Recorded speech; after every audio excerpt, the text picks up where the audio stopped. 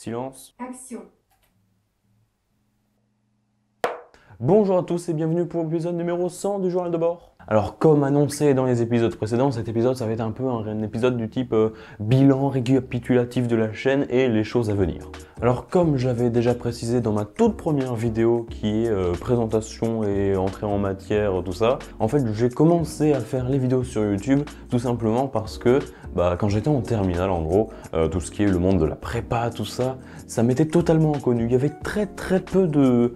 pas de retour, mais très peu d'informations qui sortaient. Et je trouve que c'était un peu trop secret par rapport à ce que c'était. Et du coup, je me dis, attends, c'est quand même con qu'on soit pas au courant. Du coup, je me dis, tout simplement, je vais raconter ce que moi je vis en prépa et espérer que ça soit assez représentatif et pour aider pas mal de gens qui aimeraient être en prépa ou juste qui aimeraient juste savoir ce que c'est qu'une prépa. Alors quand je dis que ça sortait très peu, c'est surtout qu'en fait il y avait très peu, je crois bien qu'en fait il n'y avait qu'une seule personne à l'époque, quand je faisais pas encore ça, qui faisait des journaux de bord de prépa, c'était Émeric l'étudiant bien sûr, et puis maintenant il y en a beaucoup plus, voilà, maintenant on parle, on discute entre les personnes qui font ça, donc il y a évidemment Émeric l'étudiant, la prépa MPSI, Théo en prépa, vie d'une étudiante en BCPST, le Grand Ex, mais il y a aussi d'autres personnes à qui on parle, c'est prépa UP, Lucas William et Lucien Roy.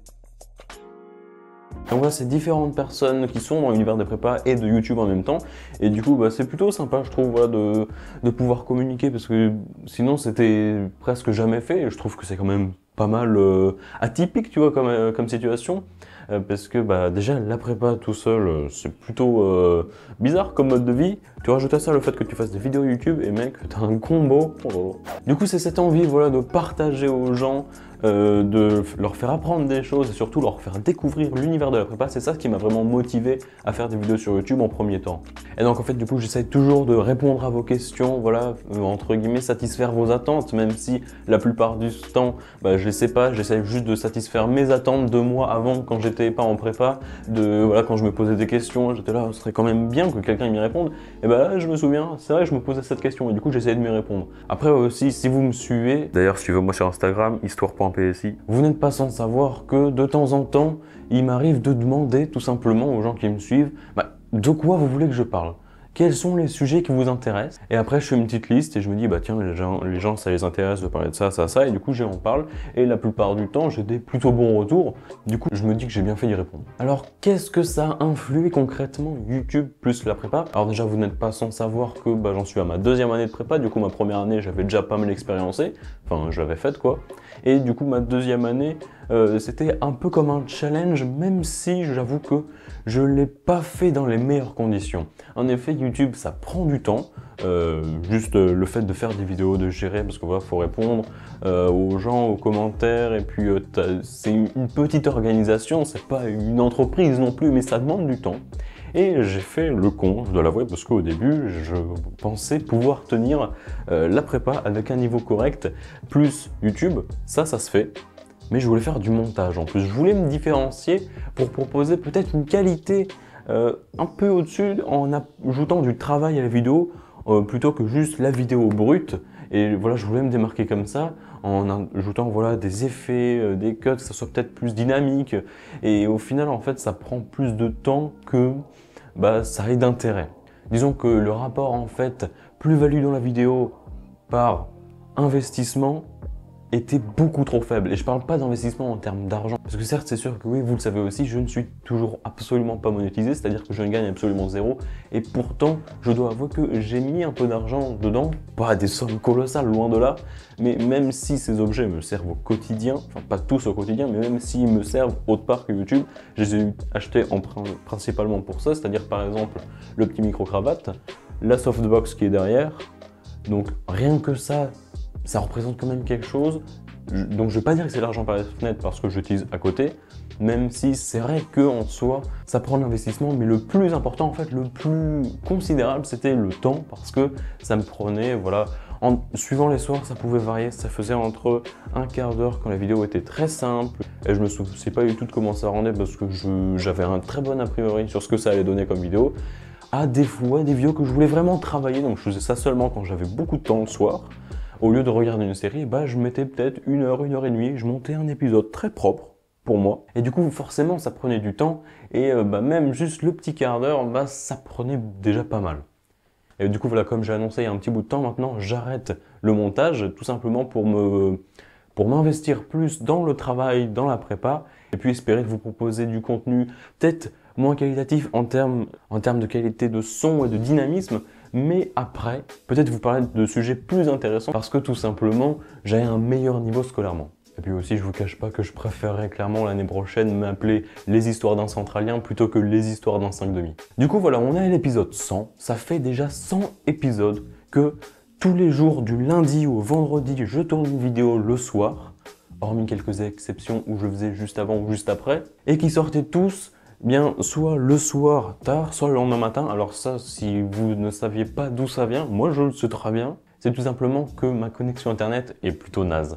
Et donc au final, ce que ça m'a apporté, je pense, les épisodes du journal de bord, ou même la chaîne en entier, parce qu'il n'y a pas que les épisodes du journal de bord, il y a d'autres projets évidemment. Je pense que vraiment ce que ça m'a le plus apporté, c'est d'abord, tout simplement, de pouvoir en parler de ce que je fais à des personnes. Parce que forcément, quand tu es en prépa scientifique, tu es énormément focalisé sur la prépa, parce que ça te prend 45 heures par semaine, c'est plus qu'un travail parfois, donc forcément ça t'occupe énormément l'esprit, et quand tu as un sujet de discussion, la plupart du temps ça tourne autour de ça. Donc forcément quand les gens de ton entourage ne sont pas très axés sur la prépa scientifique, ça peut vite les saouler et je les comprends totalement. Et du coup, voilà, le fait de pouvoir en parler à des gens que ça peut intéresser, mais qui sont tout simplement pas autour de moi, honnêtement, ça me libère vraiment d'un poids parce que voilà, je peux juste le fait de discuter d'une expérience aussi enrichissante et surtout aussi, il faut l'avouer, épuisante qu'est la prépa, ça fait vraiment un bien fou. Un autre aspect que ça m'a plutôt développé, je pense, c'est juste le fait de pouvoir parler. Alors, c'est pas en public parce qu'il y a personne derrière, mais juste le fait de pouvoir parler, voilà, pendant 10 minutes d'affilée d'un sujet, d'un même sujet où j'essaye un peu d'argumenter, tu vois, de rajouter mes opinions, ce que je pense, ce que j'ai trouvé en recherche. Je pense que ça, déjà, ça m'a pas mal aidé, rien que ça soit au niveau des cols, par exemple. J'ai beaucoup moins de mal à m'exprimer à l'oral, même si de base, je m'en sortais pas trop mal, je dois l'avouer.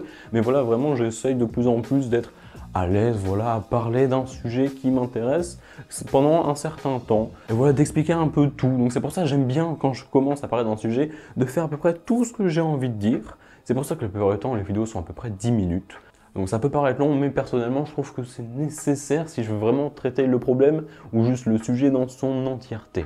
Du coup, où en est la chaîne actuellement? On est à peu près 691 abonnés à l'heure à laquelle je tourne cette vidéo. Et il y a pas mal de gens qui sont du moins intéressés par ce que je fais. Sur Instagram, je crois que je suis à 32 abonnés, même si c'est que des chiffres, ça représente, parce que c'est que des chiffres certes, donc faut pas trop s'y attacher, mais c'est la seule chose que j'ai concrètement, parce que j'ai très rarement de vous voir en vrai. Pour vous dire, les seules personnes qui me suivent et que j'ai vu en vrai, il y en a eu deux. C'est une personne qui est en première année, tout simplement, qui a dû en entendre parler par ses potes ou par les secondes années qui sont dans ma classe qui ont eu dit regarde les histoires d'un PSI. Et la deuxième personne, j'ai rencontré hier. Donc c'était entre guillemets pas une rencontre abonnée, mais c'était la première fois que j'ai rencontré un abonné. Voilà, je rentre dans le tram et puis là il était avec un gars de ma classe et il m'a dit bonjour, je suis un abonné. J'étais là, mec, c'est la première fois qu'on me dit ça. Du coup voilà, ça a été un peu... Voilà, j'ai pas été bouleversé, mais voilà, je me suis dit, mec, c'est la première fois qu'on, entre guillemets, me reconnaît dans la rue. Bon, je m'attends clairement pas à ce que ça arrive tous les jours. Du coup, juste le fait, voilà, que quelqu'un me reconnaisse dans la rue, personnellement, j'ai extrêmement bien pris. Ça m'a fait vraiment plaisir. Et je me dis, voilà, c'est un cap quand même. C'est la première personne qui te reconnaît dans la rue et qui te dit, j'aime ce que tu fais, donc c'est génial. Du coup, c'était à peu près, tout ça, c'est où en est la chaîne. Et maintenant, je veux dire, où est-ce que ça se profile? Alors déjà, évidemment, je vais continuer les journaux de bord sans faire de montage. Celui-là est exceptionnel parce que c'est l'épisode 100, du coup, il y a pas mal de montage. Mais évidemment, je vais continuer à faire les épisodes du journal de bord jusqu'à la fin de cette année, tous les jours, du lundi au vendredi. Ça sortira le soir ou le lendemain. Et donc voilà, pour faire juste continuer, parce que voilà, j'ai pas envie de m'arrêter là, entre guillemets, si mon chemin. Du coup, ces vacances-là, c'est les dernières vacances de ma seconde année, donc je vais plus bosser que faire de la vidéo, je vous le cache pas. Mais sinon, après, à la rentrée, je reprends à faire vidéo. Pendant les écrits, je vais peut-être en faire des journaux de bord. Je pense clairement en faire, mais ce sera clairement pas la même chose. Je pense que ce sera plus en mode je sortirai d'une épreuve, je vous dirai ce que je ressens parce que le soir je serai occupé à autre chose. Surtout à relire mes cours juste pour me rassurer moi-même que je suis au point pour l'épreuve du lendemain. Donc j'aurais pas trop la tête à faire de journal de bord, mais je pense à toi, plus tu vois, je sors de l'épreuve, je vous raconte ce qui s'est passé, et puis ça durera quelques minutes je pense, mais voilà, ce sera plus entre guillemets pour suivre ce que ça fait d'être dans un écrit. Ensuite, de l'écrit à oral, bah, il n'y aura plus de cours, ce sera plus des moments avec les profs ou genre des espèces de colle ou quoi, pour vraiment préparer les oraux.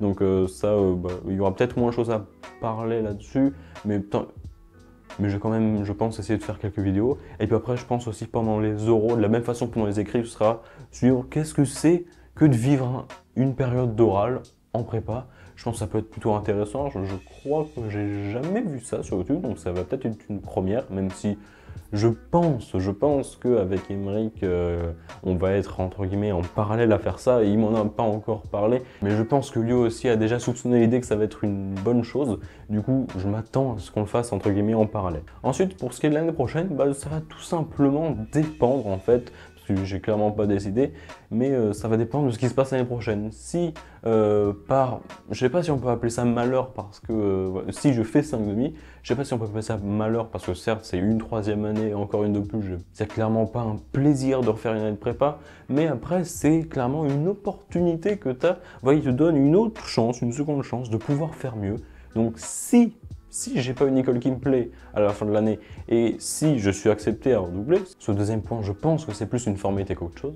Dans ce cas-là, je pense continuer les vidéos, mais du coup, ce sera, je pense, peut-être les histoires d'un psy qui change ou les histoires d'un 5,5, je sais pas trop. J'ai pas vraiment réfléchi sur ce point-là, mais je pense que je continuerai à en faire tout simplement. Peut-être que je changerai le format, que je trouverai quelque chose de plus approprié pour vraiment me donner à fond en troisième année. Et par contre, si j'ai une école qui me plaît, bah, tout simplement, je pense que voilà, ce sera les histoires, non pas d'un mec en prépa, mais d'un mec en école d'ingé qui vous raconte aussi ce qui se passe en école d'ingé, parce que même s'il y en a certains qui en parlent, bah, je pense que ça peut pas faire de mal d'en parler encore plus. Ensuite, pour ce qui est des projets qui se profilent jusque-là, comme vous le savez, on est en période de révision, du coup, j'en ai pas énormément, si ce n'est pas vraiment. Donc pour ce qui est des interviews, vous savez, j'en ai fait qu'un seul en interview. Pour l'instant, j'ai pas déjà prévu d'en faire un tout de suite. Je pense que ça sera plutôt réservé peut-être si je suis en école d'ingé ou autre, que là je pourrais interviewer des gens. Donc j'ai déjà fait une fois le concept, ça vous a pas mal plu. Donc je pense en refaire, mais pas tout de suite. Ensuite, pour ce qui est des micro-sketchs comme les soirées révision, j'appelle ça un sketch parce que voilà, c'est un peu un bref like. Donc ça m'a bien plu de le tourner et de le faire et de le réaliser. Donc peut-être je vais en faire un, mais là encore, j'ai pas encore réfléchi, mais je garde toujours dans ma tête d'en faire un. Ensuite, je vous avais demandé aussi sur Instagram, donc pour les quelques-uns qui m'y suivent, vous voyez l'émission Meme Review que fait PewDiePie et aussi que fait le docteur Mike. Tu vois, en fait, c'est un docteur américain, je crois, il revoit des mèmes basés sur la médecine. Donc, je vous avais demandé sur Instagram si c'était une bonne idée de le faire ou que voilà, je le fasse, mais même sur la prépa. Et vous étiez clairement majoritaire à dire oui, donc je pense en faire un, je sais pas encore quand, mais je pense clairement en faire un parce qu'apparemment ça vous plaît bien. Et puis sinon, c'est à peu près tous les projets que j'aurais à vous proposer. Peut-être qu'il y en a, ils me viendront à l'idée, mais sinon, c'est à peu près tout. Du coup, ce qui va se passer là tout de suite, de toute façon, je vais être pendant 2 semaines en vacances. Alors vacances, c'est pas exactement le bon terme parce que certes, si ça permet de se reposer, c'est surtout pour travailler. Donc là, ça va être un peu l'instant motivation. Alors je vous préviens, on a eu entre guillemets un débriefing, un espèce de mini discours qu'a fait notre prof de maths jeudi en fin de matinée après le cours de maths pour vraiment nous motiver à bosser, et ça a vraiment eu un impact sur nous parce qu'on a été motivés, mec. À la fin de son discours, on a tous voulu d'applaudir et de dire vive la République, vive la France, mec, donc c'était vraiment insane. Et puis du coup voilà, je voulais tout simplement vous dire que voilà, pour ceux qui sont actuellement en vacances ou peut-être déjà depuis une semaine ou qui vont l'être dans une semaine, sachez que là, surtout pour ceux qui sont en deuxième année, sachez que c'est la dernière ligne droite. Les concours ne se gagnent pas, simplement pas, pendant la période de révision, juste avant les écrits. Ils se gagnent vraiment maintenant. C'est-à-dire que si tu as un moment où il faut bosser, mec, c'est maintenant. C'est le dernier moment. Tu n'auras pas de deuxième chance, à part si tu redoubles, mais tu n'auras pas d'autre chance de vraiment t'y mettre à fond. Le but de maintenant, ça va être de bosser à fond. Pourquoi bosser à fond? D'un, pour avoir la meilleure école, mais surtout pour ne pas avoir de regrets. Les regrets, je pense, c'est la pire chose parce que, mec, 2 ans de prépa, c'est déjà long. Si t'en es à ta 3e année, c'est encore plus chaud. Donc c'est pas le moment de te dire, ouais, je bossais un peu moins quand même, parce que voilà, c'est quand même chiant de bosser. Non mec, c'est ce moment-là où il faut donner le plus ce que tu peux, montre de quoi tu es capable, montre que tu peux faire de grandes choses, avoir l'école que tu as envie d'avoir. Si tu as envie de le faire, tu peux l'avoir, rien ne t'en empêche. La seule chose qui conditionne ta réussite, c'est ton envie et ta motivation. Donc mec, sois motivé, parce que si tu as déjà envie de le faire, bah, c'est déjà gagné. Donc vraiment, sois motivé. Si ça peut te motiver, ce petit discours-là, bah vraiment, c'est cadeau, parce que vraiment, on en a tous besoin. Moi, le premier, j'en ai besoin parce que je suis quelqu'un de pas très motivé dans la vie. Il m'en faut beaucoup. Ma flemme est à un niveau excessivement haut. Donc clairement, la chose à retenir, c'est il faut surtout pas que dans 10 ans, vous vous disiez « Tiens, si j'avais bossé un peu plus, j'aurais pu avoir une école meilleure, j'aurais pu vivre mieux. » C'est vraiment la dernière chose qu'il faut te dire. Peut-être que les écrits, ça va mal se passer. Peut-être que les euros, ça va mal se passer. Ou du moins, peut-être que ça va pas se passer aussi bien que tu l'aurais espéré. Mais si tu as bossé le plus possible, tu ne peux pas t'en vouloir, que tu ne peux pas avoir de regrets tout simplement. Dis-toi que tu auras fait juste le maximum. Parce que je pense que les pires choses après une telle épreuve qu'est la prépa, c'est avoir des regrets, de se dire « j'aurais pu faire mieux ». Si tu fais le maximum, tu ne peux pas faire mieux. Tu es à ton maximum et tu peux pas espérer mieux. Et du coup, ce que tu as, tu le mérites et vraiment t'en as chié pour l'avoir. Et dis-toi qu'à la fin, ton école, quelle qu'elle soit, que t'en aies eu envie, plus ou moins, que vraiment elle soit classée très haut ou dans la moyenne ou bas, dis-toi que vraiment t'en as chié pour avoir là. Et quoi que ce soit comme école, c'est toujours une école d'ingénieur, mec. Tu seras toujours ingénieur à la fin. Et ça, vraiment, c'est ce qui compte le plus. Parce que dans 20 ans, ça aura pas tant de différence. Donc dans tous les cas, mec, dis-toi que là, t'as fait le plus dur. Que maintenant, ça va juste être de la motivation, que tu es en dernière ligne droite et que maintenant, le but, ça va juste pas avoir de regrets. Je me répète, mais vraiment, c'est ça l'objectif principal. Donc je compte sur toi, je compte sur moi aussi pour essayer de bosser à fond pour la dernière ligne droite. Il n'y a pas d'autre chemin possible, c'est on avance tout droit, on a ce qu'on veut et c'est tout. Il n'y a pas d'autre issue, c'est pas en mode t'esquives et tout, non. C'est vraiment tu fais ça et c'est tout, tu te poses pas de questions, tu bosses un point, c'est tout mec. Donc voilà, c'est sur ces bonnes paroles que je vous dis que cet épisode qui est ma foi plutôt long est à présent, j'ai envie de dire, terminé. Sur ce, voilà, j'espère vous avoir motivé à vraiment bosser parce que c'est le dernier moment, c'est vraiment là où il faut torcher, m'amène. J'espère que ce qui vous a intéressé, ce que vous vouliez savoir sur ma chaîne, j'espère que vous l'avez eu et que ça vous a plu cette vidéo. Sur ce, je vous dis à la prochaine, à plus.